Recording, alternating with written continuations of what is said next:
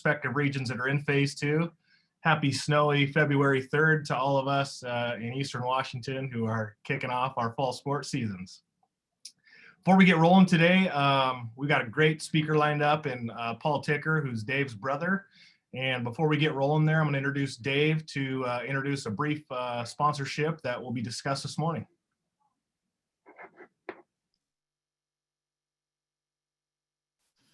Good morning. Can you guys hear me?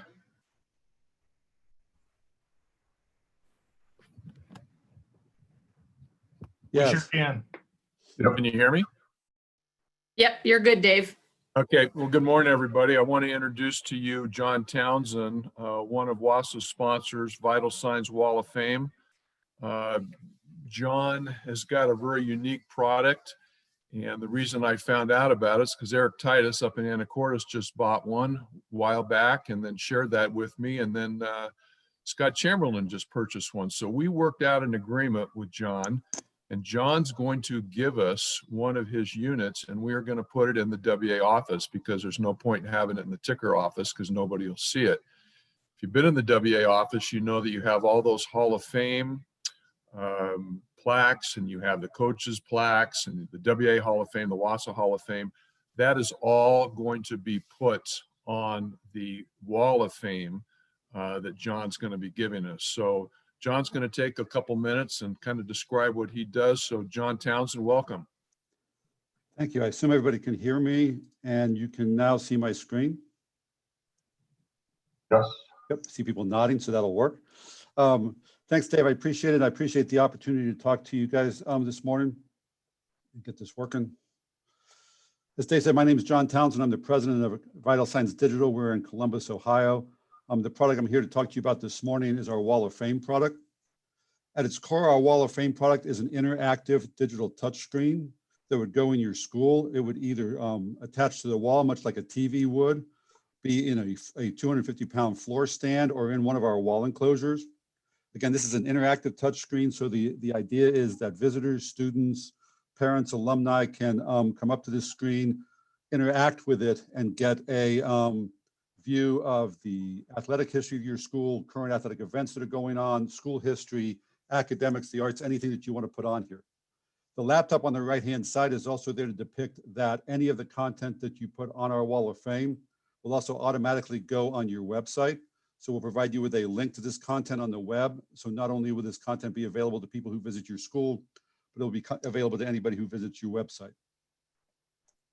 To give you kind of an idea of why we're doing this and why we think this is a good idea, first and foremost, there are a lot of physical displays in schools pointing to the achievements of past top performers or current students at the school, but those displays are all physical in nature and static in the way that they work. We believe that with the Wall of Fame and 21st century technology, you can now communicate with your audience in a way that they're used to consuming information, both digitally and interactively. In the middle there, you see 3 examples of content types. So not only can you communicate differently, but you can communicate a much broader message. So if you've got a trophy for a state championship team, now in addition to displaying that trophy, you can display videos, pictures of the team, the schedule, the results of games, news clippings, whatever you want to in a digital format on the Wall of Fame. In the center there, you see our yearbook picture, which a lot of people use to put sports programs in or athletic Hall of Fame ceremony programs into the system. And of course, on the bottom, there is an example of electronic record board, which would allow you to change records now both quickly and with no cost. On the right-hand side, again, you see the laptop because, as I said, the third reason for the Wall of Fame is that you can now reach a broader audience. So in addition to reaching everybody who comes to your school and looks at your trophies and your wall plaques, you can now reach people and alumni, parents and grandparents that don't get an opportunity to come by the school. So that's kind of the why. A look at a couple of the hows. Okay, so what you see on the left-hand side are 2 students interacting with a wall mount unit. What you see on the right-hand side is 2 Hall of Fame inductees interacting with a floor unit. One of the things that we were most proud of 4 years ago when we introduced this product is that the user interface that we came up with was appealing and engaging both to the students in your school, but also to the parents, the alumni, and the grandparents in the school. There's also a misnomer that this is an either-or solution. Either you've got plaques and trophies or you've got the Wall of Fame. And that's not true. You can use this to augment a really good-looking physical display that you already have. You just can now put more information on it than you can ever put on a plaque on a wall. Here's a couple more examples of our wall enclosure. Again, we brand that to your school, and that's painted on vinyl, so they aren't stickers, they don't peel off or anything of that nature.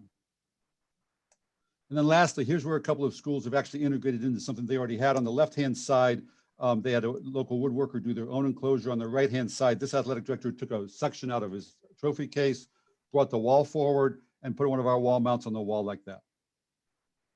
So those are kind of examples of the physical nature of the system. But to be honest with you, technology is not engaging. What's engaging about this product is the content that you can put on it.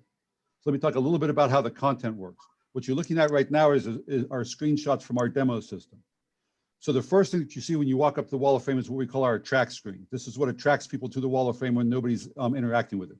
On this particular attract screen, you've got a Twitter feed, a rotating set of pictures, and buttons at the bottom to start the navigation process for the person going through the wall of fame experience.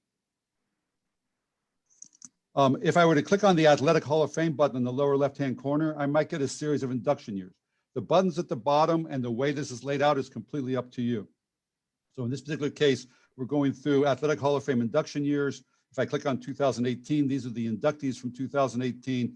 These are buttons with pictures on them now. If I click on Abby, here's a profile for Abby listing her accomplishments in school that got her inducted in the Hall of Fame. Now, a couple of notes here. For these profile layouts, we have 19 different templates and 51 different layouts.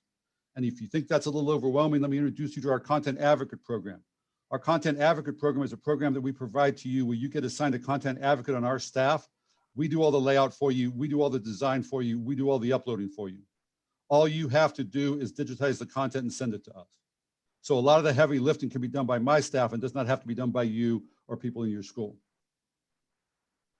So just to go through finally a few examples of how schools have been using this. Here are some examples of some Hall of Fame entries or profiles in the system. The one on the bottom is a video of the actual induction speech by the gentleman that was inducted into their Hall of Fame. Oh, went the wrong way. Sorry, hang on. Here are a couple of examples of some features we have. The upper left-hand corner represents a banner that might be on your wall. Now you can take pictures of the banners and put those in the system as well, or you can use our banner feature. And of course, the upper right-hand corner, I would be remiss if I did not at least include some Centralia content in here. So there's Centralia's record boards.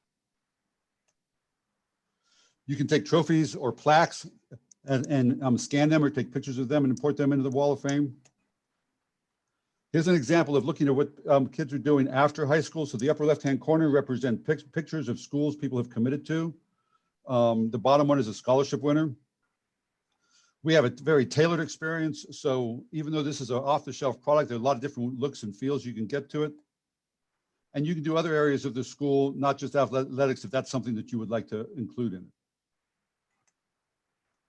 In closing, I'd like to say this is a very short presentation. There's a lot of information on our website. Our website is available to you from the bottom of the WSSAAA sponsors page. Some of the things you'll find there, in addition to what I went over in the show, we put pricing on our website. So our entire pricing model is on our website. It's a two-step process. Pick the size and model that you want, pick the content program that you want. That's all you ever pay. No annual fees, no anything of that nature. This is a one-time upfront capital cost. There's also a large discussion on our website about our content management system and our content advocate program that goes along with that. Again, I appreciate the time to go through this with you guys today. I know that was really quick and I know I talk really fast, but I do appreciate the opportunity and the time. Please visit our website and we'll be out at the conference this year. I think it's in May or June now or sometime in that time frame. So we will be on site at the conference this year. Thanks again, everybody. Thanks a ton, John. Yeah, thanks, John. Appreciate it. We'll see you in June 23rd through 26th. Is our conference, everybody. We should have some information up on our WSSAAA website here, hopefully early next week for registration if you haven't registered already. Before we move on into our main speaker too, there's a couple things I want to chat about. First and foremost, today is National Girls and Women in Sport Day. So we are led by some of the, I think, most highly respected females in the nation in our state. Several participants and impactful people are part of the national, I can't remember the title of your guys' group, but the National Women in Sports Coalition.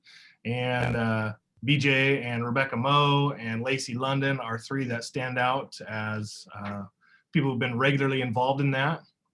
And obviously we have other leaders, and I can go through this list with the WIAA, with Cindy, and all the guidance that she's provided over the years. You guys, we just have an incredible, incredible group of female athletic administrators in our state. So thank you for everything you guys do. Make sure that you guys are able to share National Girls and Women in Sport Day with the athletes at your school as well. As we move forward today, I'm putting a link in the chat right now, and some of you who were part of WSSAAA Wednesday Extension last week, you guys saw this and have already had an opportunity to fill it out. This is just a 5-question feedback survey on your thoughts and opinions on WSSAAA Wednesday. So if you have ideas or tips or tricks, and or you have somebody who you're like dying to have speak, we've already got a couple nominations as part of this survey, but somebody from our own association who's got something important to share or can contribute positively to the group, this is an opportunity for you to throw their name in there and suggest the topic on which they might be willing to participate. It also gives us guidance in how we move forward with this. You know, we've gotten a lot of feedback in terms of hosts and different things like that that we'll be hopefully integrating into the rest of the year for our WSSAAA Wednesday opportunities. So please take 5 minutes at the most. It's 5 questions long. Take a look at that survey and give us some feedback, please. And I am done talking this morning. I'm going to turn it over to Dave to introduce his brother Paul for today's speaker. Thanks a lot, Paul, for being here. And Dave, take it away. My pleasure. Yeah, good morning. Not very often you get a chance to introduce your brother, but after the last few WSSAAA Wednesdays and the WWE discussions, I felt it'd be a good use of our time to hear someone talk about taking care of yourselves. We're so programmed as ADs to be the caregivers to all of our programs. Sometimes we forget that we need to take care of ourselves. Very thankful to be able to introduce the presenter today, my brother, Paul Tikker. Paul's been an educator at the community college level for 39 years, the last 33 years teaching stress management. He has lived his life with a servant's heart, working at the suicide hotline in Spokane, leading the charge for his church and working in downtown Spokane to feed the hungry. He has been more than an instructor to his students. He has been a life coach. He's coached 51 different teams over a 39-year career, football, basketball, and golf, and for a few years consecutively. Paul has the respect of all of his students, and it's evident by his rating by students on the student blog for instructors. Paul's permanent rating was 4.95 out of 5. He has spoken to and in service to almost every department on campus. He's in the NWAC Hall of Fame as a coach. He's been rewarded the highest instructional award at the community college. He's very uncomfortable with me sharing these accolades, and I'm sure I'm going to hear about it later.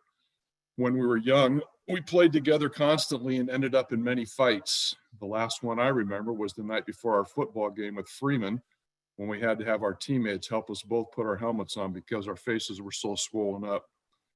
I think that was one of the last times that we fought, except for the time I dislocated his finger playing one-on-one when we were both mature adults.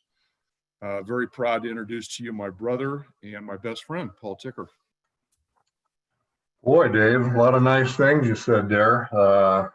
Basically, what he's saying is I'm an old gizmo, and I've been around the block for a while.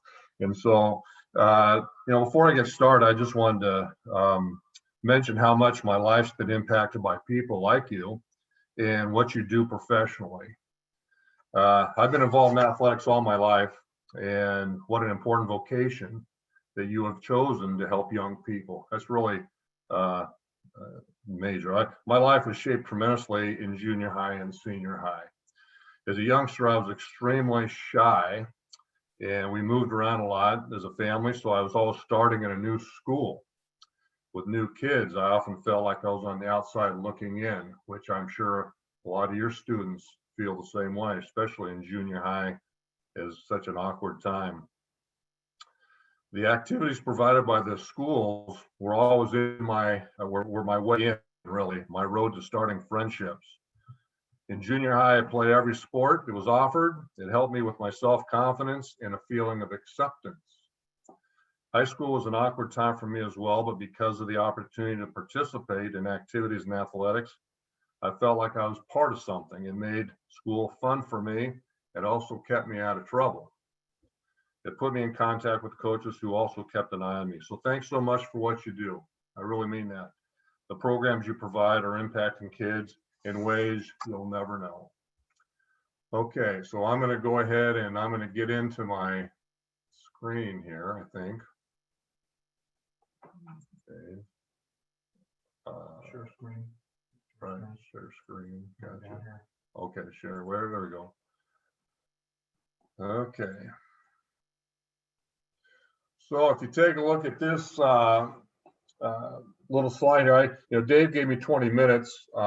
Really not a lot of time. And what I'm hoping to do is just maybe enhance your awareness. I think you're probably, I think every one of you know what that whole stress feeling's like. I'm sure you feel like you're in the squeeze all the time, especially today and what you're dealing with professionally. And, I kind of look at what you're doing and you're kind of stuck in the middle. And here you've got, health officials on one end telling you what you can and can't do, mostly what you can't do. You've got parents and student athletes on the other side, just hoping like heck that we can get something going and get back to normalcy. I mean, this has tremendous impact on their lives. And so here they expect you to do something, but you're in that position where you don't have a lot of power. And that's, of course, a great setup, a great kind of a scenario for kind of a perfect stress storm. So what I hope to do today, kind of my objective today, is just to share some information with you, a little bit about what stress is and why you should be concerned about it, and especially how you choose to deal with it, because there's healthy ways of dealing with it, and then there's, of course, a lot of unhealthy ways to deal with it. And the last thing you want to do is end up in the doctor's office or worse because of some of the things that you're being challenged with at work. So anyway, kind of a big topic in 20 minutes. That's why I put this little slide up here. I'm going to try to give you just a little bit of insight, and hopefully you can walk away with some information that might be helpful. Just a little information about the stress response. When you look back, kind of when this body was wired initially, the whole idea, when you were part of the food chain, not you specifically, but your ancestors way back in the beginning, if you came upon, or your ancestors came upon kind of a carnivore, that's something that eats meat, and your ancestors were meat. So if they came upon a carnivore, it was either, get up and run, outrun the carnivore, extinguish the carnivore, or you're done. And so who'd have thought that response of what a great response to keep the human species rolling. Now, so with that being the case, you chemically change tremendously, and you start dumping, cortisol, aldosterone, vasopressin, things like that in your system that allow you to perform and back in the day to save your life. The problem is today, we're not part of the food chain, basically. We are dealing with things that are at work. We're dealing with financial issues, dealing with relationship issues, things of that nature. But your body doesn't know the difference. It still responds as if there's a tiger chasing you. And that's kind of a bummer. And when people don't realize that and they don't intervene in there to kind of knock that stress response down, that's when we run into problems. So that's that fight or flight response. It's a great thing. People always say that stress is a bad thing. Stress really isn't a bad thing at all. Stress got you out of bed this morning. It's pumping you full of chemicals that allow you to perform. And I don't know about you, but when a lot of stuff is put on my plate, I can perform pretty darn well. And it's amazing what I can get done in a day when all these demands come up. So the problem is that when you get too much going on, and then of course you kind of get buried in the thing. I'm going to talk a little bit about that later, about making sure you're taking care of yourself. Dave kind of mentioned that in the intro. Just some of the physical things that can happen. Your body, I don't know if you realize this, but your body kind of screams at you. And many of us don't listen until it's too late. 3 out of 4 doctor's visits are stress related. I don't know if you know that. That's the American Medical Association. And a lot of people don't realize what's going on in their body and how it's impacting until they end up in the doctor's office or worse. So that's kind of a bum deal. But I just wanted you to kind of think a little bit about when you're feeling really under the gun and stressed out and a lot of pressure, a lot of demands, and you don't feel like you have a lot of control over those things. What are some of the things that your body, what happens to your body? I mean, some of you get headaches. Does anybody get headaches? I mean, that's a common thing. You got the tension piece. It's not uncommon. You know, if you check yourself when you're stressed out, your shoulders are probably up, your jaw could be tight, and all those things can lend themselves to physical pain. Some of you probably go to a chiropractor. I don't know if you realize this, but chiropractors, you know, they've multiplied tremendously in the last 15, 20 years. And what a chiropractors treat is they treat pain. And a lot of that pain comes from the bracing, just from people living life and the way their body responds to that is they brace and they're preparing for this fight or flight. They don't realize it, and it actually causes pain in their body. So that's one thing. I don't know if some of you have digestive issues. I know that's nothing nobody wants to talk about, but when you're stressed out, it's not uncommon to either feel like you got a plug back there and you're plugged up, or the thing you got no plug back there and you're running like a faucet. And one of the side effects of the stress response is you start dumping hydrochloric acid into your GI tract. And the reason that is initially was you don't need a Big Mac in your gut when you're trying to outrun a bear or a tiger or something like that. But again, we're not outrunning those things, but we're still, if we're feeling stressed out and we're feeling challenged and we have too much going on in our lives, it's not uncommon to have a lot of hydrochloric acid being dumped into our GI tract, which can affect it in ways that we don't appreciate. Some of you probably are more apt when you're feeling stressed out to get colds and the flu. And I know with the COVID thing, that's a whole lot different. And since we're not hanging out with a lot of people, I think there's actually been a slight drop off of the flu and colds. But when you're dumping cortisol, which is a stress hormone, into your system, when you're feeling stressed out, cortisol is a great thing. It increases your blood sugar, so you have energy. That raises all kinds of things that help you perform. But one of the things it does is it suppresses your T lymphocyte production, and I'll just keep that real basic. But what that is, that's your immune system. And so when you start suppressing your immune system, but on the other hand, you're dealing with all these kinds of things that are putting you kind of in the hopper, you're more vulnerable to the outside world. When I speak to groups, I always tell them to take a big, deep breath. And so do me a favor, just take a big, deep breath. And all that air that just went up into your nostrils was full of bugs and bacteria and microbes and all kinds of things. And you have this great body that helps you fight those things, that immune system. And so the idea is you want to keep that immune system really strong. And, you know, chronic stress where you're hyper secreting cortisol can really have a detrimental effect on your immune system. So not just, you know, colds and flu, but infectious diseases, lots of things floating around out there that you don't want hanging out in your body. Just a few other things on the physical health thing. Fatigue. A lot of people just get worn out and they feel fatigue. They have sleep issues. I don't know if some of you, when you're dealing with a lot of stuff in your life, some people will wake up at 1 o'clock, 2 o'clock in the morning, can't fall back asleep.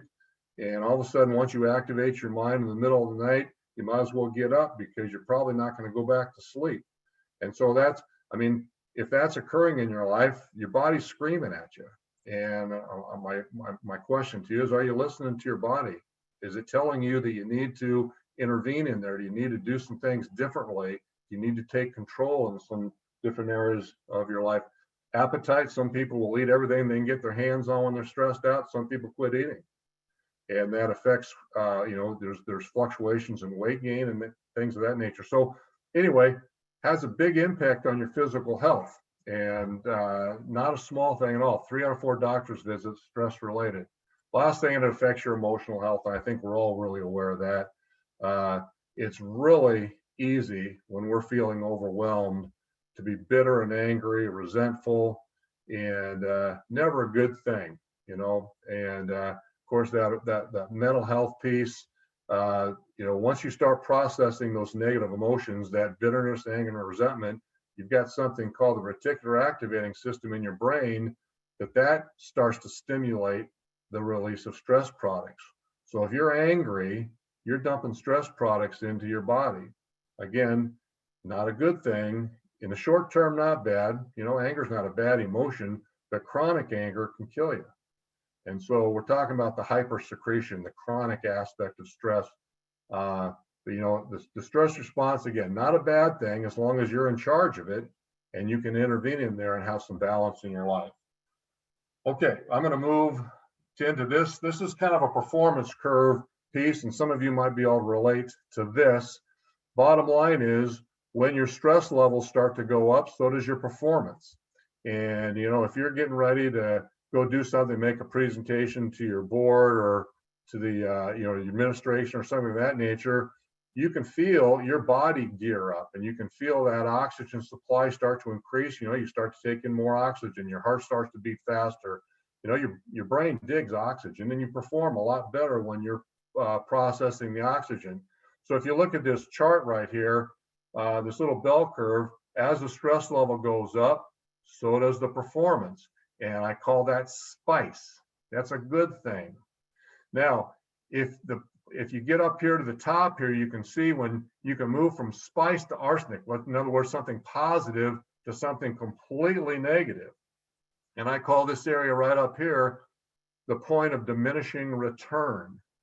And I think we've all been there, where all of a sudden you have so much going on in your life that all of a sudden you start to have an impact on your relationships, your health, your emotions. You're more bitter and angry, and you kind of get into a spiral where you're wondering, is this all, you know, am I doing the right things? And you just start to feel overwhelmed. And once you lose control and feel like things aren't going well, it can go on a downward spiral real quick.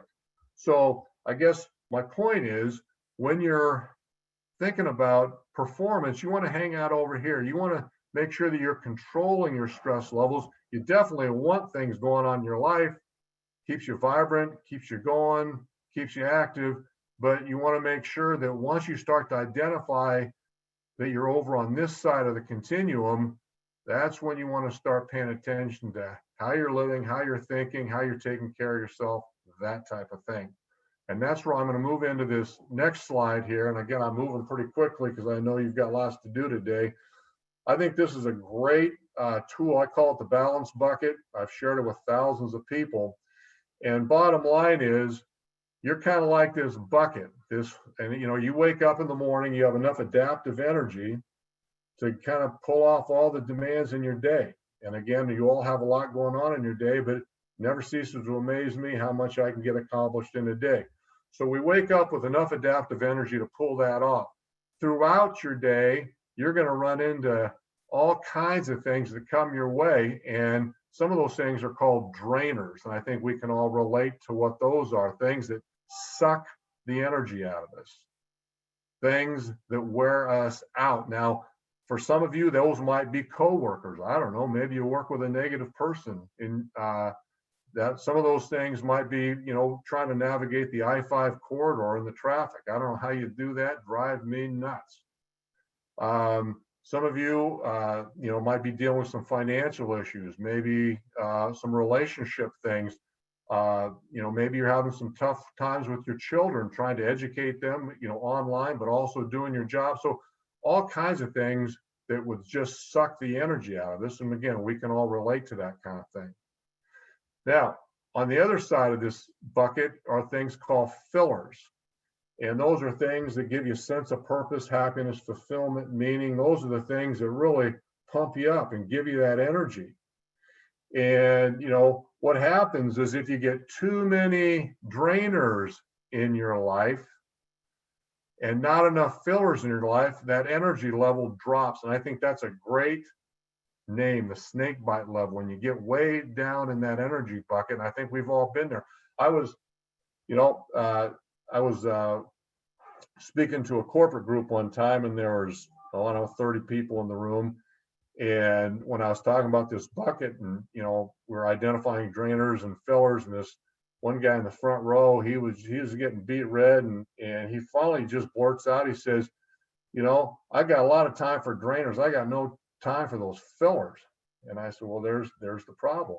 See, so what are some things in your life that give you a sense of joy and happiness and fulfillment and meaning? I hope your job does that. I know there's times when it probably doesn't, but if your job's wearing you out, can you change the way you think about your job? There's lots of people who have lost their jobs, they've lost their businesses.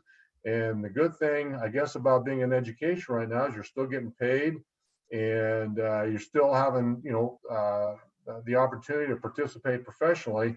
So, I know there's going to be days that are tough in your job, but hey, do you feel like you're pretty darn lucky to have a job? I always thought my job was a filler. I always told people my teaching job, I said I had the best teaching job in America, and people would say, well, what makes your teaching job the best teaching job in America? And I said, well, I do. I mean, you get to choose that one. So anyway, fillers. I mean, what other things in your life are fillers? I like to read. I love reading a good book. That's a filler. I like to exercise. That's a filler for me. I like hanging out with my pals.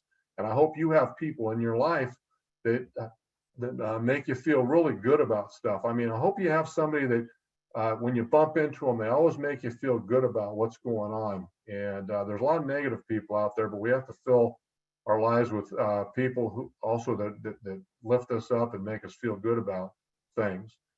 Some of you have a faith component, and that helps put things in perspective, and that's a filler. So hopefully your children are a filler, and your other people that you're in relationship with are fillers as well. So just getting back down to the snake bite level, if you've got too many drainers, not enough fillers, you get down here, and that's where we run into problems. And I don't know, what are some things, when you're at snake bite level, how do you treat other people when you're at snake bite level? Are you kind? Are you patient? Are you understanding? When I'm worn out, I'm probably short with the people I care the most about. And isn't that ironic? That we're so caught up in what's going on in our lives, we forget about how we treat other people. So think about, how do you treat other people when you're at snake bite level? Then, of course, how do you treat yourself when you're down that low in that bucket and you're not feeling good about stuff? Do you get lots of exercise? Most people don't. Do you eat properly? Do you get a good hydration? A lot of our eating is based on convenience, and so it's not uncommon for people to be taking stuff out of the freezer that's all prepared already, and it's all processed, and it's not a lot of whole foods. You need those whole foods. It takes a little bit of time, but the more whole foods you put in your body, the better off. I just want to say something about the things you drink. Be careful on the alcohol piece. I know with the COVID thing, I don't know if you realize this, I was talking to a friend whose brother manages a big beverage distribution company. And I said, well, since all the taverns are closed and the bars are closed, how's his businesses? And he said his business, serving just the, not restaurants and bars, but just serving the grocery stores, some of the best months they've ever had. So people are drinking more, which, be careful with that one. Water isn't a bad way to hydrate. I'm not down on the alcohol piece, but the alcohol piece can take you further down into the bottom of that bucket. So, okay, so my point is, how's your bucket? Are you paying attention to your bucket? By the way, nobody gives a rip about your bucket. They just want to put another demand in your life. That's why you have to care about kind of making sure you have enough fillers in your day. And if you don't have them, you got to think about putting them in there. And there's only 24 hours in a day. You got to figure out how to plan those things. I put the fillers right in my planner to make sure that they're going to take place. So anyway, that's the balance bucket real quick. Now, This stress resistant versus stress responsive, some people, and I don't know where and I want you to kind of think about where you might fit into this. It's a lot of it's based on how they choose to cope. When you're stress resistant, it means you're strong, you're vibrant, you're dealing with things that come your way in a healthy way. Stress responsive, you're a little more vulnerable. And if you're not taking good care of yourself, then all of a sudden you're more responsive to the stress response, and you can get, it can have a real negative impact in your life. So just taking a look at some of these coping mechanisms and these things that can help you become more stress resistant. That whole sleep thing, as I mentioned earlier, is not a little thing, it's huge. A lot of people are sleep deprived.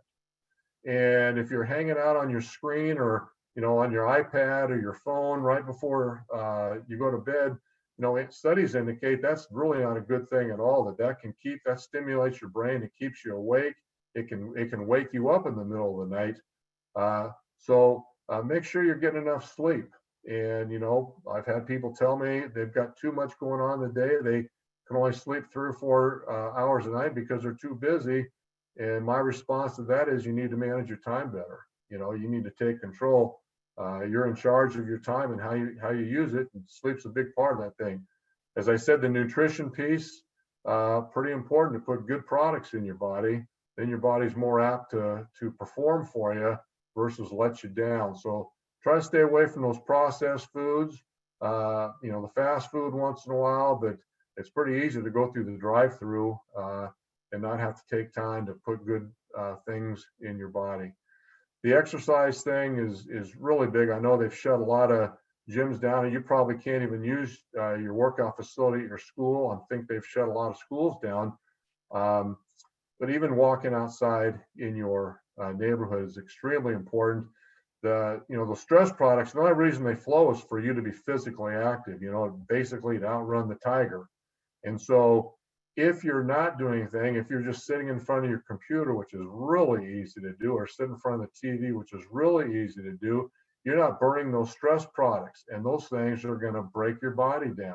The only way to burn those stress products up is to huff and puff, to get out there and exercise, to move your legs, get your heart rate up, your respiration rate up, get that good oxygen, get out of the room where you're getting all this just circulated oxygen, and get outside where there's that fresh air.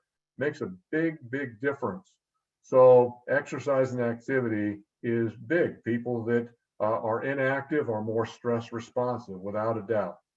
Your attitude is really important, and I think you realize that. And one thing about people in athletics, they usually have a pretty darn good attitude. You kind of like hanging out with people who have a good attitude, and so I like hanging out with people who are involved in athletics. But it's easy when you're getting stressed out to have things start to falter. I'm just going to ask you about, I'm just going to give you an example. It's just a little story about 3 people that work on a road crew. And I want you to see who you relate to of these 3 workers. You kind of walk up to the first person, you ask them, what are you doing? And the first guy says, well, I'm moving dirt from this pile to this pile. Okay, he's just doing a task. You walk up to the second person and you say, what are you doing? And he says, I'm earning a paycheck. And a lot of people are just going to work every day, they're earning a paycheck, or they're just doing a task. You walk up to the third person and you say, what are you doing? He says, I'm building a highway. Now, when you think about those 3 people, who do you want to have? Who would you hire? If you're hiring one of those 3, who would you hire? I don't know about you. I'd hire the guy who sees the impact of what he's doing. It's not just a job. It's not just something he's doing for money, but he sees he's actually impacting people's lives and he's making a difference. Even his little job with a shovel makes a difference. You people make such a tremendous difference in young people's lives. So the attitude thing, it's easy to be impacted, but I'm not going to spend a lot of time there just because most people in athletics have a pretty darn good attitude. They're pretty grateful for their job. The whole, I talk about Thanksgiving being more than just the 4th Thursday in November. You get out of bed, your legs work, boy, that's Thanksgiving. I mean, it doesn't get any better than that. And so anyway, that's an attitude piece. Support systems, and hopefully you're tuned in to some good, healthy support systems. I'm really impressed what you're doing here, that you get together once a week on a Zoom call and you're connecting. You're connecting with your peers and you're supporting each other. You see the camaraderie. That's extremely important. There are so many people today who are isolated, and they've lost their job, or they're even these people working from their homes, sometimes remotely. They can hardly wait to get back into the office where they have that camaraderie piece. So hopefully you're taking good care of your relationships. Hopefully you're treating the people, especially in your personal life, really well. Think about, you got to nurture those things. You can't just take people for granted, but again, so important to have those strong relationships. The downtime piece, it's so easy in your business to be busy all the time. I was listening to some of you people talk before we got started, and you realize you have so many things going on. And bottom line is, you can be on the go and your body is just go, go, go, go, go. And we forget about that homeostatic piece. You learned about that way back in, I don't know when we took biology, was it in 9th or 10th grade? But that whole steady or balanced state doesn't happen just randomly. Sometimes you have to just sit down and take some time, read a book. I like getting up early in the morning and just spending quiet time. It allows my body to be in that homeostatic place and allows my body to kind of rejuvenate and restore itself. So downtime is an important piece. Hopefully you can plug some of that into your day. And then of course, you got to manage your lifestyle, and time is a challenge. I know in your profession to manage your time, but nobody else is going to manage your time for you. You got to do that. You got to take charge of that. And then the money piece in our culture today, very difficult. So many people living on the edge. And, I'm not going to give you a finance lesson, but as most of you know, if you spend more money than you make, you got problems and you got stress. And you can look and see so many people living on the edge with credit and not realizing, wait a second, I got to figure out how to live on less than I make. That means I might have to sacrifice some things. I might have to be content with things in my life without having to have more. I know we live in such a comparative culture. You turn the TV on and every advertisement on TV is challenging you to buy something else and really to make you discontent with your life.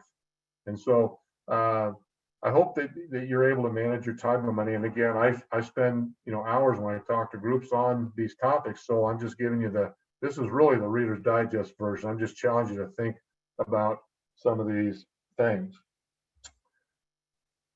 So I know I'm just going to finish up here. I like this little Asian proverb, the birds of worry fly over your head. This you cannot change. Stuff happens.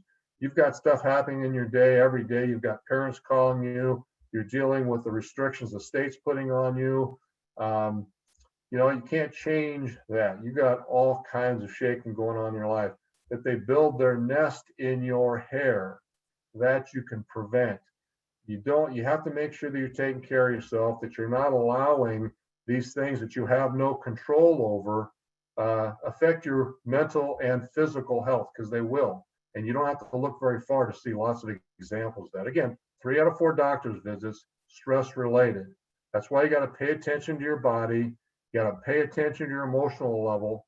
And you have to make sure that you're doing things that are keeping some balance in your life. And again, not an easy thing, but that's a locus of control, taking you back to your Psych 101 class.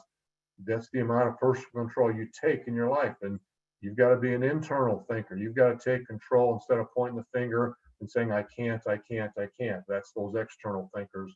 And we know they struggle in life.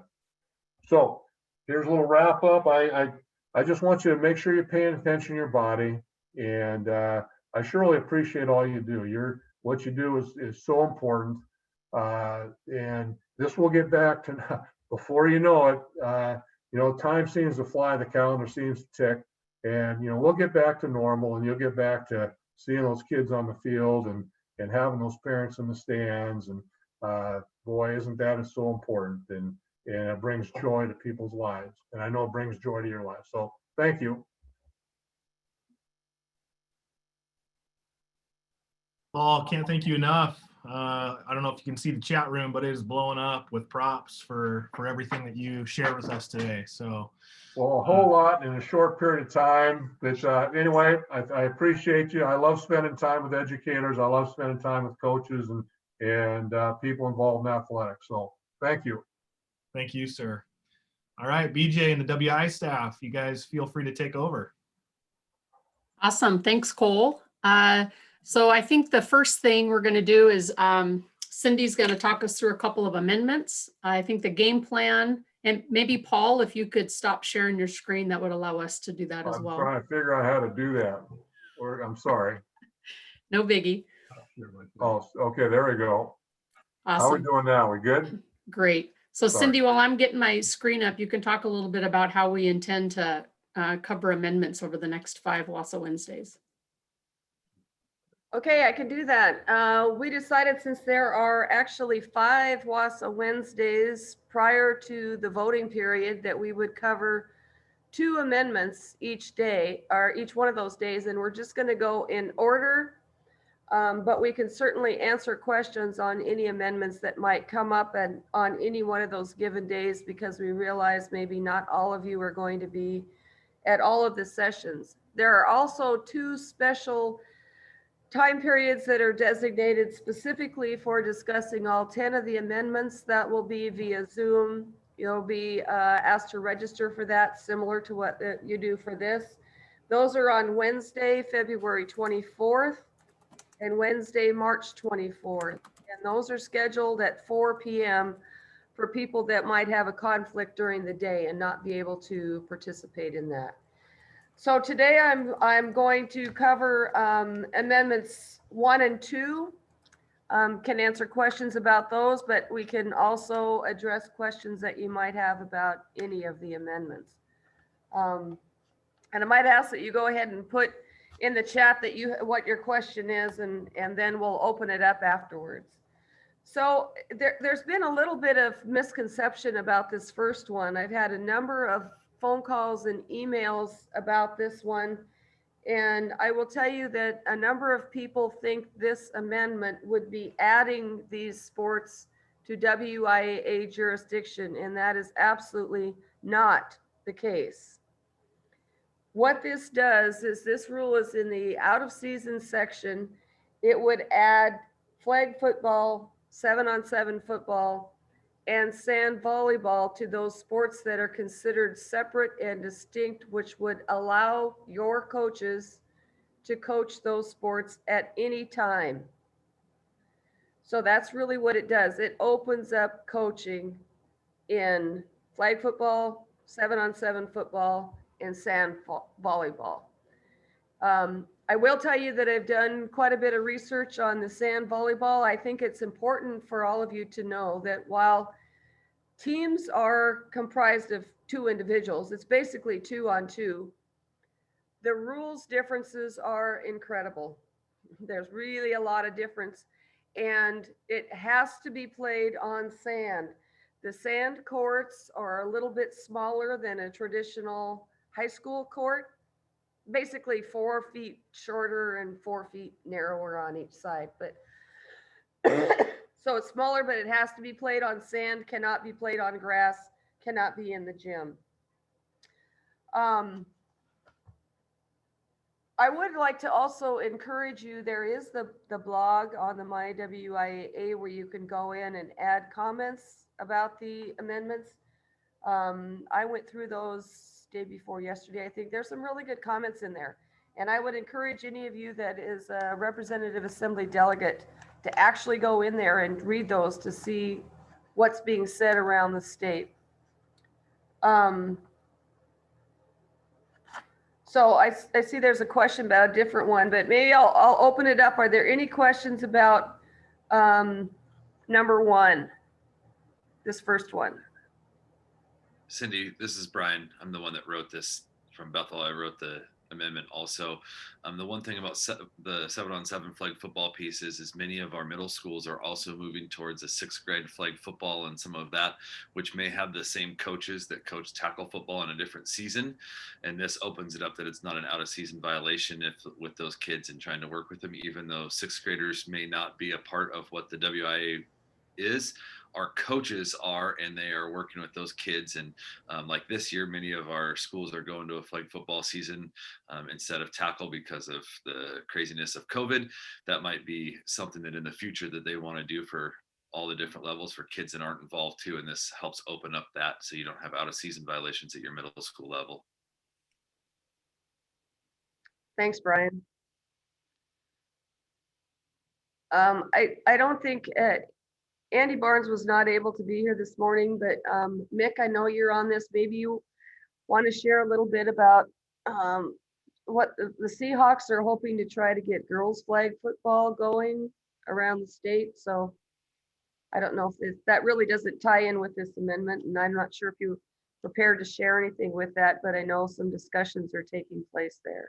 Yeah, I can just, the Seahawks approached us last year. We were working with, they wanted to try to do it specifically in Seattle schools. I know they've been working with Pat to try to get that off the ground. They've also now engaged with James Neal in Tacoma. And so we're looking to get a pilot in place to allow that as they can run it as a club or however they want to do it. But the Seahawks are very committed. If you want to do any homework on it, the state of Georgia is very involved in this, and the Falcons are now also sponsoring it in Alabama. So it's a growing trend across the state, and the Seahawks are willing to invest to pilot it to see the interest in the state of Washington. Thanks, We Mick. ran a round robin tournament in Bethel School District 2 years ago. Through high schools without the NFL, but we ran it with our girls. They had to practice 10 days prior and went through a whole process to do flag football. And we're still trying to do that. But I see Tom put it in the chat also. We're trying to increase that out to our league and some of that also to try and get our girls involved in flag football late in the spring for a couple of games and just see how it takes off. We had great participation in our little district round robin tournament that we ran. John, I just saw your question on there that you're asking if these sports could run year round. These are not school sponsored sports. Basically, this allows your coaches to be involved year round in these sports. They're not currently under WIAA jurisdiction, but there are actually a lot of sport offerings, different clubs and different sports, as you just heard, that the schools determine that they want to do, that WIAA jurisdiction does not apply. This just would allow coaches to be coaching year round.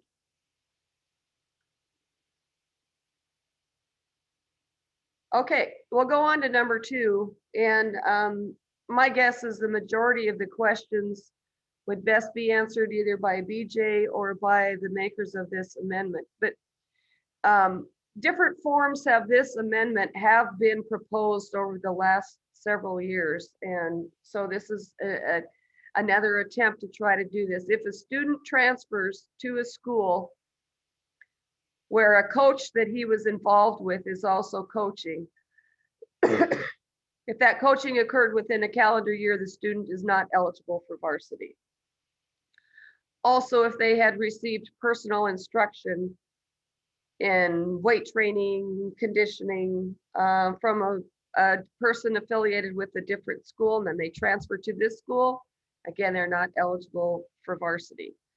Do want to make sure that, and this says even if the family moves, they're not eligible.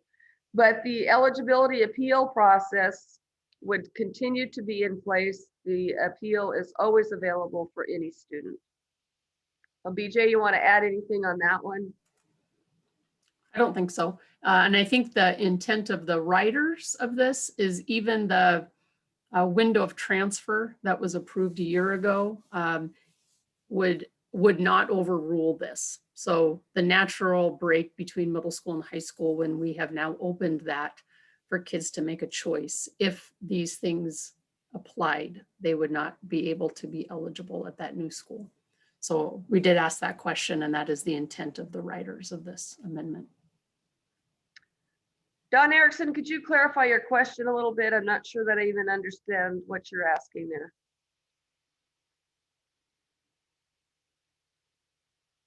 I wonder, Dawn, if you're asking, so with our new paperwork and all of kind of our rules, there's a lot of reference to people participating with somebody from that school on an AAU team, playing with an AAU team.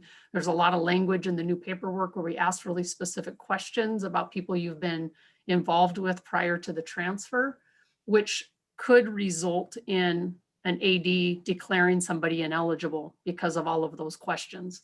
The one thing I think that makes this different is this would overrule some of our other rules around this, like the window of transfer. And it also is sort of that personal instruction piece would be a little more restrictive potentially than what we have right now. It's Well, kind of an interpretation thing a bit. the thing I'm dealing with is because we have in-face learning and, you know, face-to-face learning since August, and we had probably 30 transfers this whole year, early in August and at semester break. And so I'm trying to get a feel for how I'm going to handle all these kids that want to play sports and want to make sure I'm doing the right thing. I've talked to my district director, and he's kind of up in the air about what really is going on. We're limiting kids from participation because the inability to have face-to-face learning. So it's all up in the air. I'm gathering information from all of our kids that are transfers and trying to make the best sense of it. And the way I read it is, if a kid came in August 20th to our school, then previous calendar year, all the way back to August 20th of 2019, if he participated, he would not be varsity eligible. Is that correct? Okay. All right. Or we'll have to go to a hearing and claim hardship. Okay. All right. Well, that'll help. Thank you.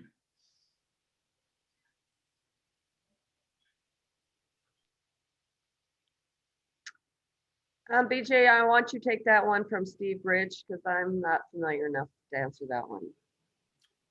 So Steve, if a student is declared McKinney-Vento, there's some other flexibilities that you can have with a McKinney-Vento kid, but that's mostly really around transfer and residence. So if you're diving into a McKinney-Vento student who has specifically been getting private instruction, it's possible that they would still be declared, excuse me, ineligible. So our eligibility rules don't go out the window, but there's some extra flexibility in processing and working with those McKinney-Vento kids. So hopefully that helps a bit.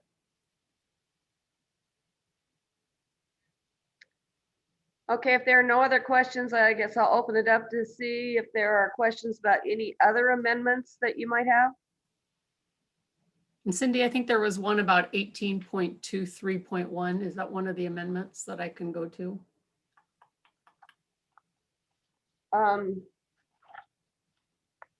That's that one about 8th graders. I'm pretty sure that Justin's going to cover that later. Oh no, this one. Okay, yeah. What this does, it changes the definition of regular. Change from being schools could not accommodate athletes in a non-school sporting activity more than once during the season. And this rule now would change it to no more than once per week.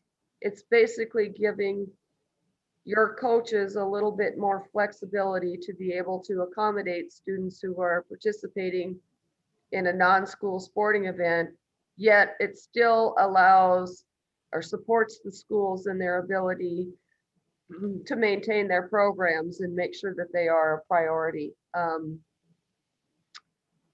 So I'm not sure if that answers the question. Is Suzanne Vick on the call this morning? She's the one that wrote this amendment and does a fantastic job of explaining it. But are there any other questions about this particular one? Cindy, I'm on the call. Can you hear me? Yeah. I think you did a great job explaining it. I think the rationale was regular the regular definition of regular was, I don't think accurate in that, because regular would mean something that would be semi-consistent. But just giving a little bit of grace, but also allowing programs to maintain control. And then lastly, we know that we're better with our kids in front of us, and we're better in the high school program than most club programs. So we don't want to eliminate kids from being part of our high school programs because they play in some other sporting event. So thanks for asking. Suzanne, I was the one who posed the question. I guess my concern is that I will lose half of my girls and boys swim team regularly once per week, every week, because they are all club swimmers. We also have a very strong swim program. I don't think that's necessarily the case. Again, this gives coaches to maintain control over their programs, but there may be a few for sure that may be gone. But I think well, for stadium, it's more than a few. I've already fielded 5 requests from girl parents to have changes to swim so they can get out and go to a club, which is currently 1/3 of the girls program. Yeah. Again, So I'm gonna throw this out because this might not help, but it's right in the very front of the book. Any school can make any WIAA rule more restrictive than what it is in here. And so I think you all need to keep that in mind. Maybe that'll make you feel like you're a little bit more on an island, and we really don't want that, but it's important that you realize that. I feel like almost all of us do the exact same thing with grades. Very few people stay at the standard of passing 5 of 6. So I agree with you, Cindy. I think we can make our own rules, but again, I go back to, we're better in front of our student athletes, and I don't want to push kids away and just have them go do club swim, because I don't think they get the team experience. This impacts other sports as well, but from my understanding, it kind of came into place because of swimming. I think that this year is going to be a unique year with our seasons not being at the same time, where we don't typically have problems with soccer girls missing high school soccer practice because club's not really going on during that time. Occasionally you get that kid who gets invited to the Olympic development camp, and that could have been the one-time thing. But I think this year, club volleyball and club soccer are going to be going on at the same time as high school soccer. And I would love to see the ability this year to have some grace and not just do the one time only. And I don't know if we would need to do like a rule appeal or a hearing or something when we know of kids who'd really like to be able to do both. But I think that this year in particular is going to be tough for kids because their club components are at the same time. Hey, Stacy, what you can do, or you as a school, your league could apply for a rule waiver and ask that you be allowed to utilize this. Or you could ask for an experiment to say, we want to try this out during this current school year, even though the vote won't take place until late in the spring. So that rule waiver form is on that COVID page of the WIAA website, and that's certainly something that you could go ahead and do to try. Yeah, we have an AD meeting right after this for the GSL, and I think I'll bring it up then, because you want to be honest, and I feel like this year, I mean, my volleyball coach and I have talked a lot, and she's just not planning any Saturday practices because she knows that there's going to be kids out. Now, right now, we don't have any club tournaments going on in Spokane anyway, but we're just not planning any Saturday practices. So it's not to make it not a conflict, but yeah, I think it's tougher than usual this year. And that is, I mean, I think it's a legit COVID issue. Thank you.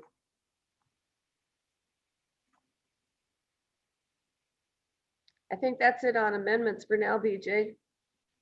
Okay, there's nothing else there. We will move into WIAA staff have just a few slides that we can share with you guys and some talking points. So we'll do that now. Well, my screen kind of, all right, let's start at the top.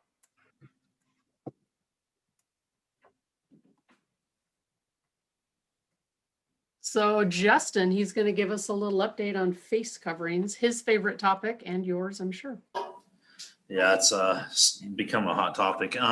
So just want to provide some updates on face coverings and our work with the governor's office and the State Department of Health. Again, we've been asked numerous questions from families, from schools, and other people just about the mask policy. Again, we continue to advocate for revisions of this policy, especially around running, because of the concerns with running. And trust us, we understand the frustration around the policy and things. But as Mick said last week, these are the guidelines that we've been provided in order for us to be able to participate. Excuse my daughter here in the background. And we need to kind of work within those parameters for right now, but please be assured that we are continuing to have these conversations with the governor's office and the State Department of Health as we continue to work on this. So discrepancies, there's been a few coaches and some ADs that have raised concerns about the discrepancies within the guidelines. And yes, there are discrepancies between what can happen in a community fun run event versus our K-12 guidelines versus what interscholastic or intercollegiate athletics can do.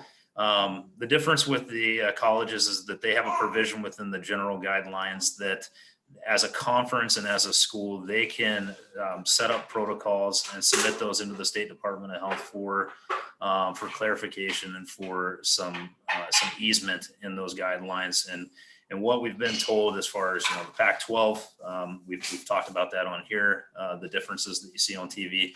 The biggest thing with the Pac-12 and why they've been able to reduce the mask guidelines is that they have their daily testing prior to meets and events. That's the biggest thing from the Pac-12's standpoint, is that they have testing prior to those events before those student athletes compete. And so that's been the understanding from our end.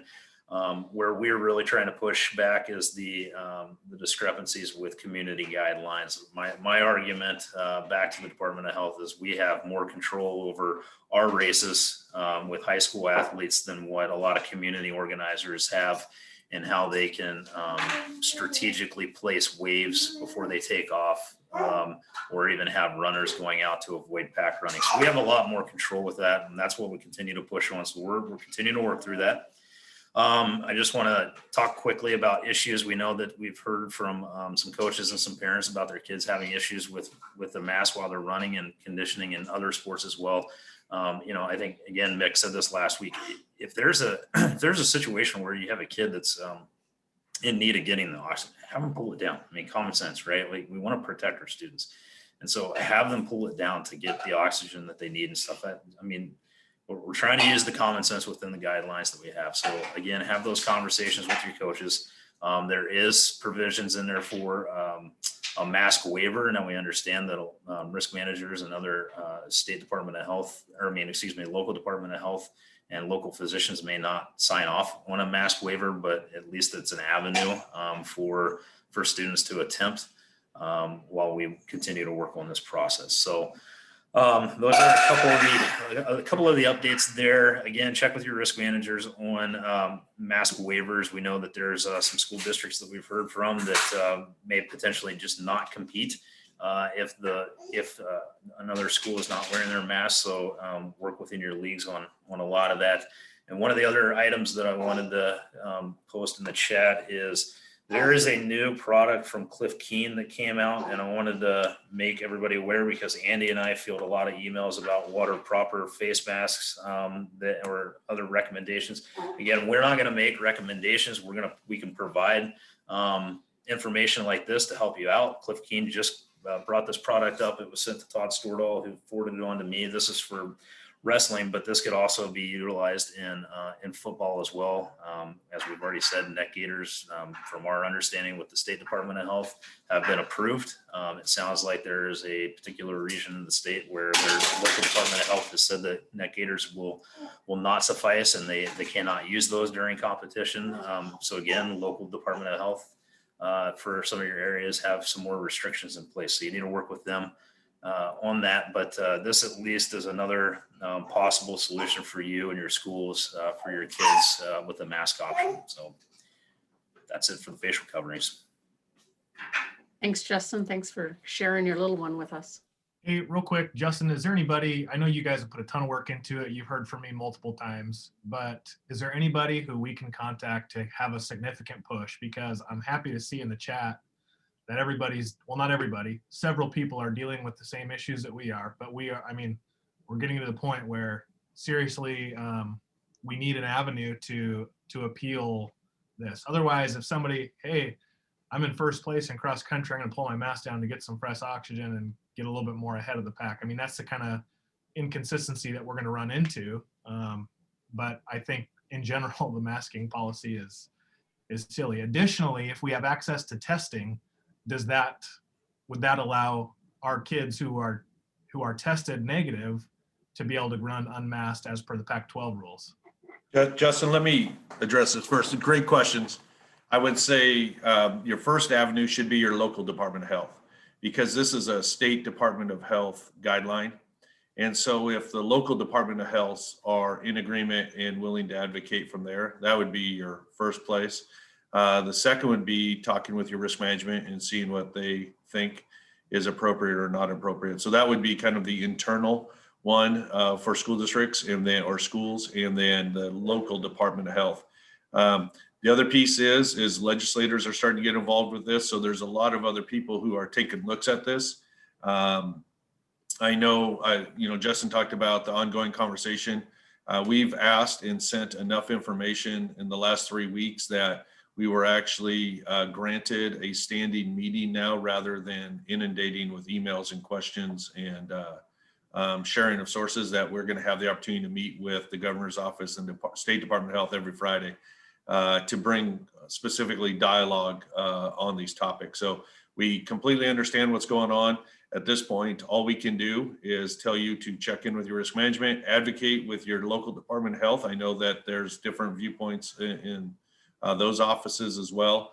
And then, the other piece is you have legislators, your superintendents and principals have associations that also have similar access to us that could help advocate as well if they deem appropriate. So those would be the most accessible and effective ways to advocate that I'm aware of at this point. So you're meeting with those folks every Friday, Mick? Yeah, we just got it set up yesterday. So what we have been doing is sending, essentially up to 10, 12 emails a day with a lot of the same questions or concerns that are being shared with us. And so they deemed it to be more efficient that they would be able to address all of them on a weekly basis in a check-in. So we're going to start doing that on Friday. And then if we've already done everything that you've requested, local health department, insurance company, what are we in a waiting game then, or is there another level that we can have a petition, or and it's not an anti-mask deal, it's on, I hope that is very, very clear. It's just that we know, our cross country folks know how to space kids out and know how to run a race where kids are not in close proximity and masked when they are, so is there any other intermediate steps, or is it just a waiting game? Well, I would say any avenue you would typically use to raise an issue or concern, contacts you have, and local media would be one. If you're trying to make it public that way, what we're trying to do is bring the concerns. Justin has done a really good work of not only collecting information from in-state, but around the country on how these meets, similar to what you said, of how they can be adjusted. We're being told all this is in the process of being reviewed. It's a matter of when. What I don't want to do is get into a spot where people just dig their heels in and quit listening. So, but at the same time, we're not going to sit back and just hope that something happens. And so, I would say whatever avenues you would typically use But if your local Department of Health are on board, that's a huge step forward, because again, we're trying to work this through the medical community, because that's where the answers are coming from. Yeah, and I'll add into that. I think that Cole, I mean, I've spoken to a doctor over in your area, as you know, and I've spoken to a couple other doctors that have raised concerns about this, and I just point them back to the Department of Health. And I think that if you have doctors that are on your side that can and are very much against this, then they can be advocates for you as well, to go back to the department, their local Department of Health, many of which are a lot of their colleagues in the medical field, and they can help push with this. I mean, I think that our medical doctors are great advocates. Obviously, on our own SMAC, Dr. John Dresner has published a couple of things around youth soccer and masks, and has been an advocate. I mean, he connects with Mick and I quite a bit on conversations, and he has his own conversations with the Department of Health and the governor's office on this. So he's been an ally throughout this as well. And so I think that some of those folks can also help in the local discussions with this, and kind of pushing that forward. There's been there's been a number of questions in here, and a couple of them have been private questions. But Lacey, the gymnastics thing, that's one that we want to bring up, I think, in this meeting on Friday, is that the concerns about that. I know that that's been documented in a couple of different areas about those slipping down over the site, especially when you're talking about more importantly on beam and bars than anything, but really on pretty much every apparatus within gymnastics. So that's one that we will bring up. I had a couple of questions that came in just specifically about any accommodations that we can make. And I'll tell you that, and I relayed this to Cole in an email earlier this week, that we've provided them, the Department of Health and the governor's office, different ways, again, that we can structure races. I mean, I went as far as telling them that, hey, like, if we need to do just individual starts and space them out by 30 seconds or at most 30 seconds to avoid pack running, we'll do that, right? And so we've provided those options, but they've continued to say that, the guidelines are still in place as what they are. So we have provided multiple avenues for them to consider in ways that we can adjust cross-country specifically. And to date, like I said, we've been turned away, but we'll continue to ask those questions and continue to provide, those resources. And I think there was another question about from Dave about just keeping track of other states. Yeah, I mean, we have that data, and we've sent that into to both agencies this entire time. Obviously, for a lot of states that competed during the fall, most of them did not have mask mandates in place, and so there's not a lot of resources out there for states that had masks on for cross country. And if they did, most of those were masked up at the start, and then as soon as they take off within so many yards or right after the race stops or starts, they could drop their masks. So that's where most of those have been, and we've again provided that information. There's a question in here about football again. Again, with football, I think Andy touched on this last week. There is no rule specific that the mouthpieces have to be attached to the face mask. So that is not an official rule or not a rule at all. And so I think that one thing to keep in mind is that NFL players play with those balaclavas quite a bit in cold weather.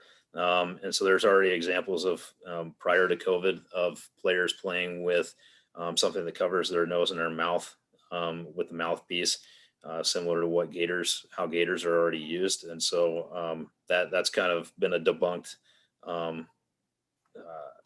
question of the mask for football. And we've provided, I think, a number of resources for potential mask solutions for football. So there's been a couple of those. I think that primarily covers that. But again, I think that if anybody has some specific questions, send them to myself, Mick, Andy, around masks and concerns, questions that you want us to ask, and we'll filter those out and compile some of these things to take back to ask the questions.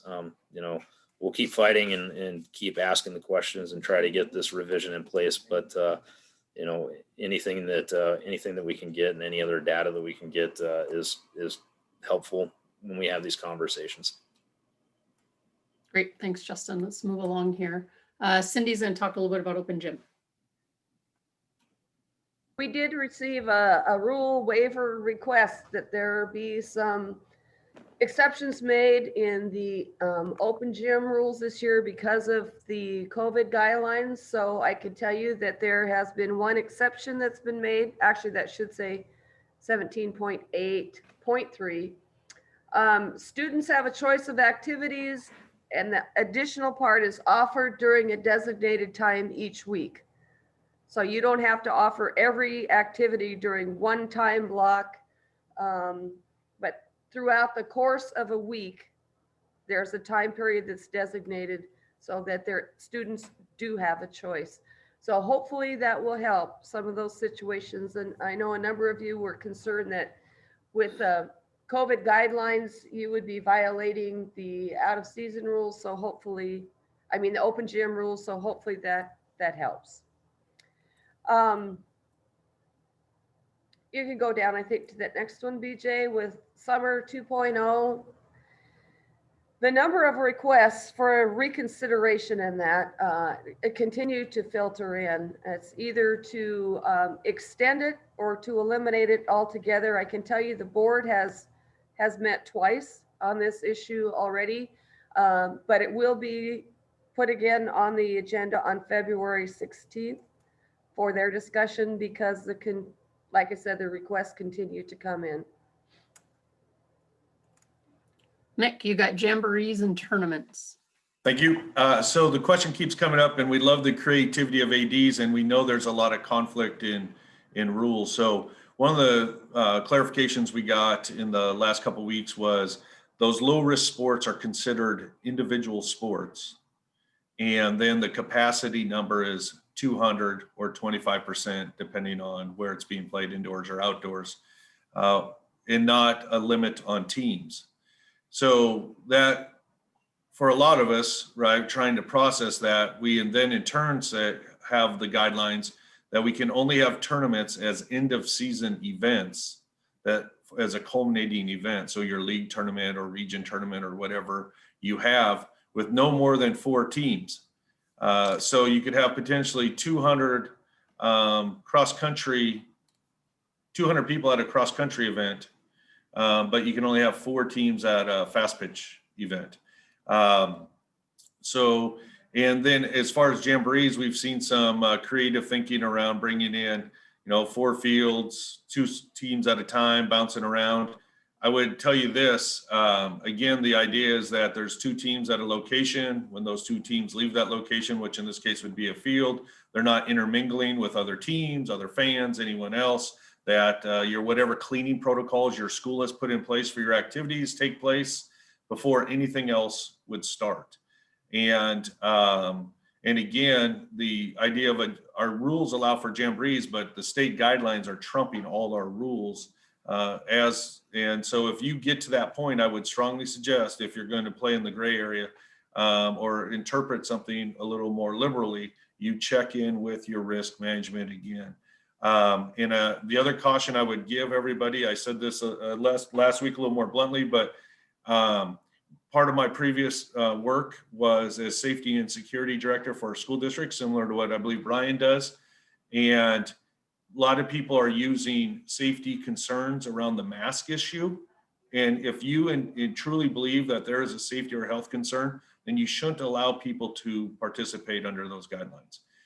Because if it truly is a safety health concern, health and safety of our students is first and foremost. So as we navigate this, right, and understand the frustration, no matter what our personal opinions are on masks, we're obligated to follow the guidelines, and we don't want schools getting out of bounds with their risk management. And so please make sure that you know who those folks are and you continue that conversation. We are working with them directly on a regular basis to get clarity as best we can to make sure our guidelines align with what they're going to turn around and tell you when you call in and ask the same question. It's because what we don't want to do is set anybody up where we make a more liberal interpretation. So we're working with your risk management as we roll these out as well. And that's both pools. So I want to add one more thing about jamborees before we go on, because we did receive a rule waiver request this year. The rule says that there has to be at least 3 teams that participate in a jamboree, and each school has to play at least 2. That rule has been waived, and for this year, a jamboree can consist of only 2 teams. So you do not need to bring in a third team. The limits per sport are still in place, so it's the same. So it's basically an abbreviated contest.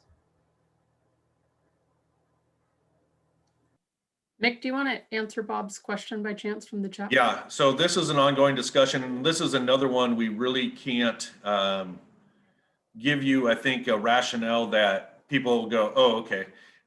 So they being the Department of Health and Governance Office have agreed to continue to review the spectators. And essentially what they said is as we get more regions into phase 2, they're gonna review this. We've shared with them, and we will share Friday. We're gonna have some contests in some parts of the state starting Saturday that this directly impacts. What we are advocating for is that they use the 25% of capacity where we can physically distance safely, right? All of you are very good at this with, looking at bringing students back or already having brought students back. We are assuring them that schools are the rule followers, right? Like no one's gonna do this better than schools. So we're working on trying to get that 70 or 25% capacity in all venues. That being said, it's up to schools how you implement that. So I've gotten some emails from upset parents. Hey, why are you only allowing 5 cheerleaders? We're not, right? We're gonna send them right back to the school. So if you're using us for that and we get the question, we're gonna send them back just simply because we know every facility is a little different. The size of your teams, your ability to manage, just like Bob said, there's a lot of moving parts, but that's gonna be we're gonna continue to give local control on that. But at the same time, advocate to expand that total attendee number or participation number of 200 where appropriate. And they have said they'll dialogue with us. So that is one of our agenda items for this week. I will tell you, when you hear they're on the agenda for this week, that does not mean we'll have an answer on Friday or by next week, right? So this has been an ongoing discussion for several months. And again, not to make excuses, but so you understand, we are one of several entities they are interfacing with. You think about what's happening to your restaurants, small businesses, et cetera. The same people are working with them. There was a question about making them run in a mask. I will tell you, at one of the meetings, we were able to jump on with Zoom a couple weeks ago. The doctor who is our liaison just got back from a run and still had his mask on. And so he's a lot better shape than I am, so it impacts him a lot differently. But that being said, so we are having those discussions. We understand. Please keep bringing the concerns forward. We will work to advocate for everybody. And then at the local level, you get control of, again, making it more stringent if you want. Our jobs to provide opportunity. Great. Thanks. Let's move along. Middle level, Justin.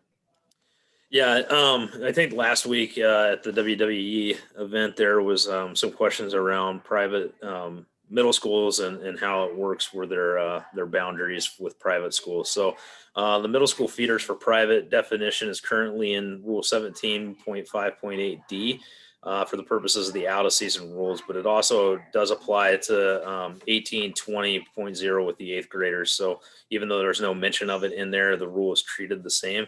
And basically what that rule states is that when there's no private feeder middle school that is owned by the private high school, the boundary is subject to the public school district where the school is located. So if there's no actual private middle school feeder for the private high school, the high school's boundary for middle school in which they can draw from with the out of season coaching rules is the boundary, the public school district boundary where that private high school is located. That's a mouthful, and I hope that I conveyed that correctly. Cindy can chime in here because she's the wizard with it as well. But we talked about this last night just so that I made sure that I was getting it out right. So again, the public school or the private school where it resides within a public school district boundary are the middle schools that they can pull from. So just for clarification's sake, as that came up last week. One other thing, BJ, can you scroll back? Yeah, thanks. Just want to make sure that everybody understands that middle schools still maintain that scheduling autonomy that they've had from the get-go. So we haven't had a ton of questions about this, but we've had some questions come up from some ADs that oversee the middle schools in their districts, as well as some middle school ADs. So again, middle schools have the capacity and the ability to schedule their sports when they want and offer them when they want. They're not bound to the high school windows. They're not bound to the high school window for your leagues. If you've gone outside of our WIAA window, they have that ability. They just have to abide by that sport rule with in terms of the metrics and the phases and when they can play. So we just want to continue to put that out there, that middle schools still have that ability. Great. Anything else on that? A little bit on eligibility. Just a reminder, all of our eligibility paperwork is wiaa.com/eligibility. I've had a few ADs ask where Form 6 is. We don't have a Form 6 anymore. We've kind of renamed all the paperwork. It's all on that website. We did all those trainings and stuff last spring, and I know for a lot of you, that was a long time ago. So don't hesitate to reach out to us. Just wiaa.com/eligibility. There's 4 buttons on that website. One of them is resources and training. So if you click on the resources, you'll find all the forms for like private school contracts, homeschool contracts. You'll also find the Running Start contracts. Any of our COVID related documents are on there. The second tab is for the new student athlete. So if you have a new student athlete, you'll want to click on that new student athlete and just follow those steps. And then the third tab is determination of ineligible. So if you did have to determine a student to be ineligible, that's the spot where the family can kind of navigate how to apply for a hardship. And then the last button is a contact us button. And by using that, Justin, Sam, and I all get the same email so we can have good customer service and getting back to you. So, please go there if you are looking for eligibility related stuff. Some of the questions that we've been getting around academic eligibility, just a reminder for those schools that took a semester and broke it up into 3 classes, kind of first quarter, 3 classes, second quarter. There's been a lot of districts that have gone to that model. Just remember that by WI handbook rule, we care about semester grades. So we're really focused on at the end of the semester time when you're calculating for all 6 of the classes. That's where it's important for WI handbook rules. And so obviously at that point, they would need to pass 5 of 6. So if you're doing 3 and 3, just the math needs to add up to passing 5 of 6. Hopefully that's understandable. Reminder on the academic suspension piece, that was reduced to 3 weeks of academic suspension. If you are using incompletes and a student is working on their incomplete, they can remain eligible as long as you're working with them and working alongside them and making sure they're meeting whatever markers you set with them while they're working on their incomplete. We have heard of a few school districts around the state that because of their collective bargaining or superintendent's directives, they are not allowed to use incompletes, but are giving some leeway for them to issue Fs, but still give kids a little bit of time to make the F up.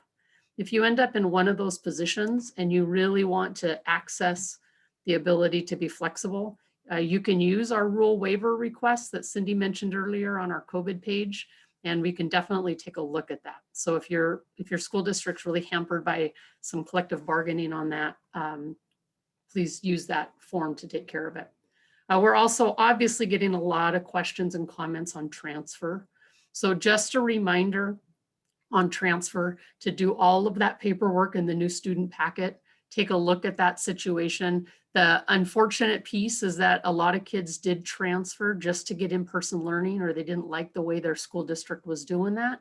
And as you know, we have a lot of rules that say academic deficiencies don't necessarily allow an initial eligibility.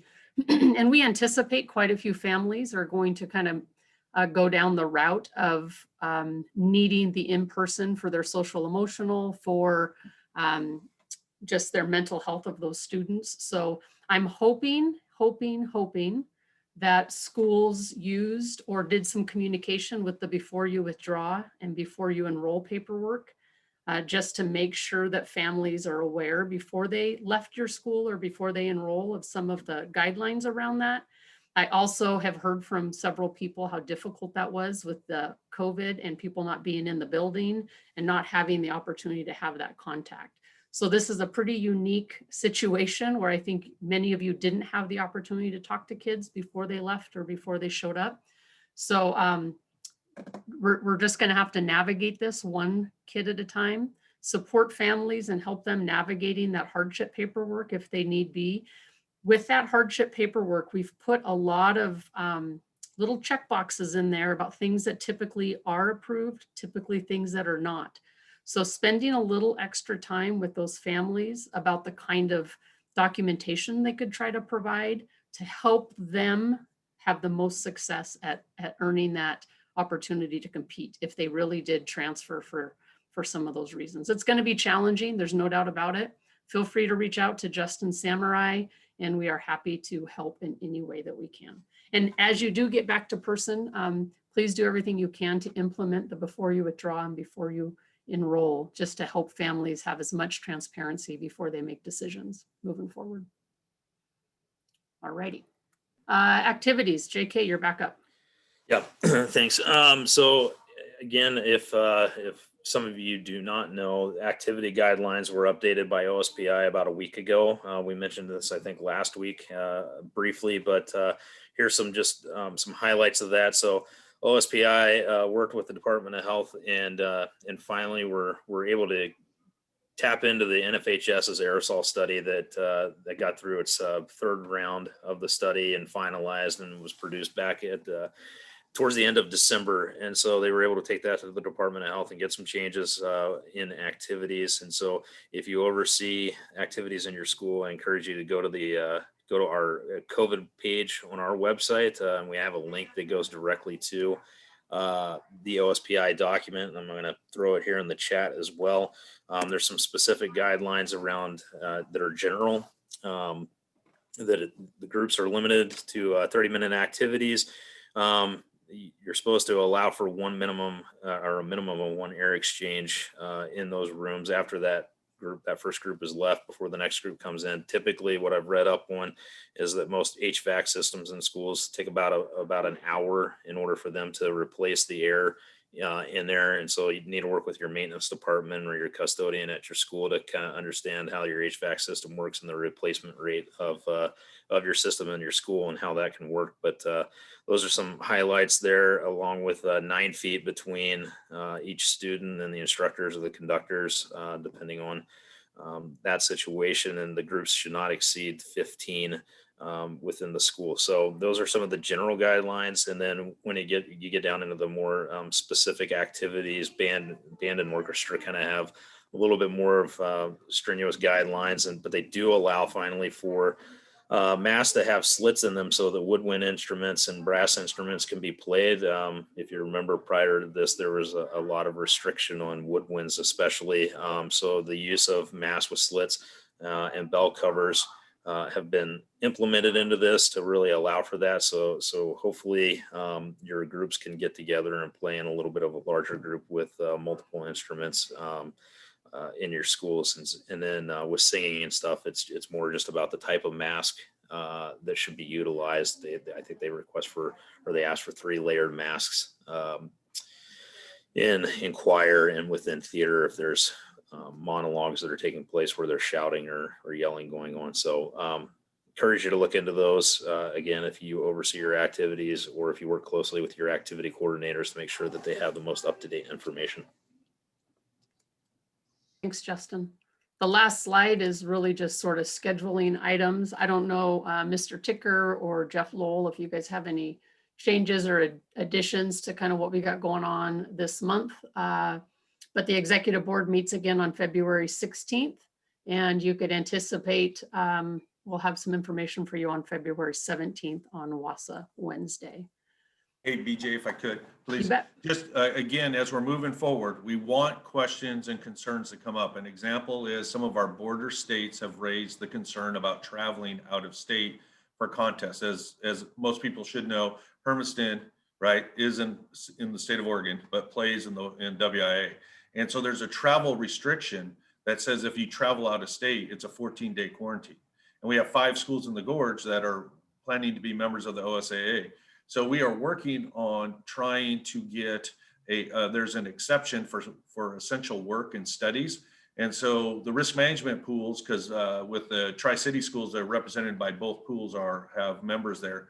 They would not support that without the governor or Department of Health deeming an exemption for schools under the studies provision with athletic or activities. And so we are continuing to work to get that. So again, that's a topic of discussion on Friday. So that's not something that was a top of mind for us, but that's why we need those questions and inquiries coming in. So again, we may not be able to tell you what you want to hear, but we will tell you the truth, and we will look into them and try to get back to you, even if we can't give you an explanation that makes sense to you or me individually, logically, but at least you'll understand where we're at. The last thing I want to make sure people know is, with these amendments, we have the blog on my WIAA for membership. We did have a public side blog going. This week, we had some very, what we deemed inappropriate comments made, specifically that were, we get criticized all the time, so we're used to that. That happens on our social media and everything else. But there's some comments made specifically that would be in reference to students. And the last thing we want is students going on to our site and seeing things said about them that are inappropriate. And so we've shut down that public blog. We're not going to be censors of each comment, so we just shut it down. So if you get questions or comments on it, the reason is we are not going to be an avenue for people's personal opinions in that. And the intent of it was for our rep assembly members to be able to see what the general public said. It became more than that. And so at this point, we've suspended that as we do kind of an internal review on what we want to do next step. So if you're looking for it or you get questions, that's why. Thanks, Voss. Yep. Cole, I don't have anything else unless anybody in the meeting has any other questions or. Can I jump in with a question? You bet.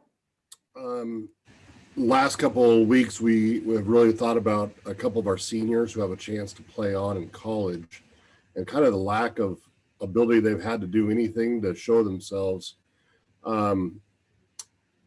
Any thought to allowing our coaches rather than AAU or club coaches work with those kids, whether it's in a filming capacity or any sort of event or anything that might help that senior class out of recruitable athletes? It's a really weird deal where there's colleges that don't necessarily, they're not going to have their seniors leave. They might come back, and they've had no chance over the last 10 months to do anything about some of this stuff. So maybe that's a rule change request or something like that, but just this class has got it horrible compared to last year's class even. So any thoughts, or I'd be all in to hear those.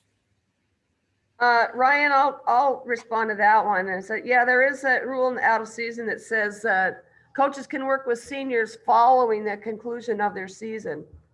So I'm just double checking to see, you could request a rule waiver for that one. That would just say, just let them work with seniors. What you decide what you want to do, but that would be a rule waiver request. Yeah, I just think about, they have to, if they've applied to college, they have to commit to that college pretty soon. It was in April 1 or April 2, I think it's some of the deadlines where they have to say, yeah, I'm coming there. But we have athletes who won't even start their seasons by then. And so that's kind of the worry.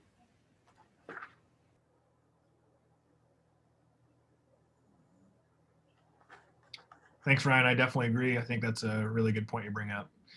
When those rule waivers are submitted, are they applicable across the state or just for certain leagues or schools, or how does that work? Once those have been approved, then anybody can utilize them. And is it just who knows about it, or do you guys communicate out via other means besides WSSAAA Wednesday?